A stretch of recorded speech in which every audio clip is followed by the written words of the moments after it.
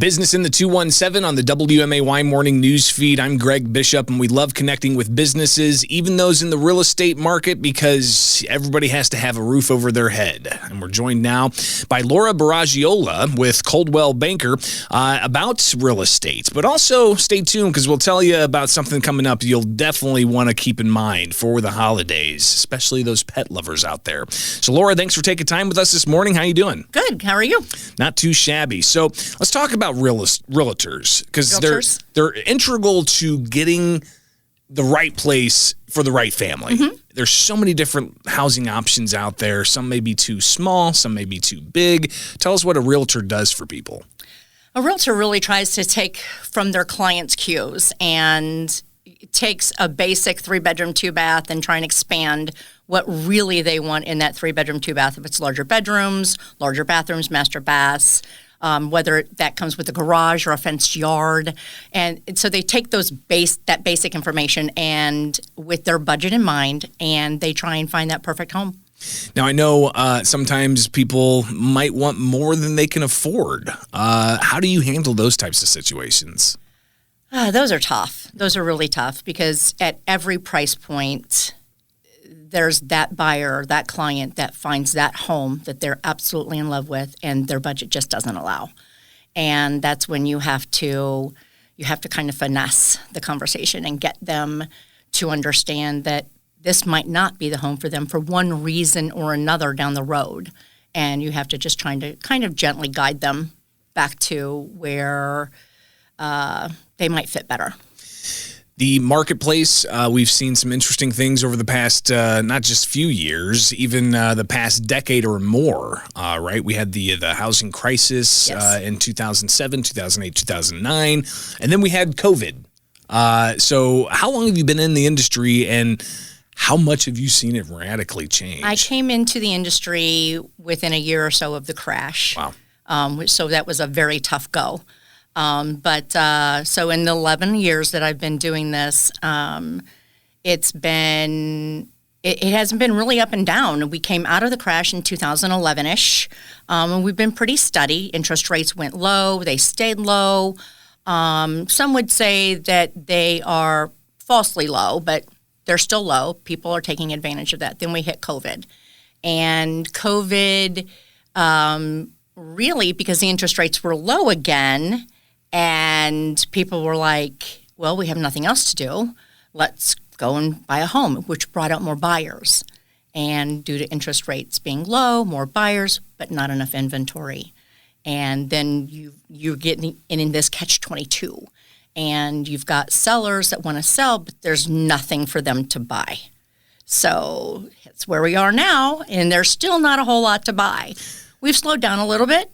But overall, if the home is the move-in ready, typical, every buyer wants it, it's still moving off the market within days. And talk about the role of the realtor in these types of situations to help kind of navigate what is some instances uncertainty, other instances really tight market situations. It's got to be a lot on that realtor, and having the right realtor, I would imagine, makes a huge difference. And so in our role in this, especially this market, obviously we're there to keep our clients upbeat about, and again, if this one didn't work out for them, there is one that will. We will find it. It will happen. I know some realtors go outside the box. They don't just wait for it to come on the MLS. They go to for sale by owners. They start looking at withdrawals or expireds in our MLS system, just trying to find that home for their clients. And as far as the transaction itself, that's where we do the majority of our work, I think.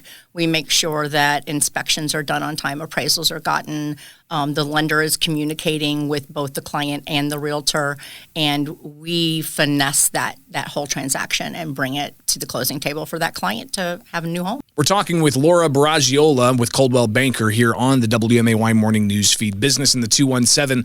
And when you're talking about helping navigate things, oftentimes we might see a for sale by owner sign out there, right?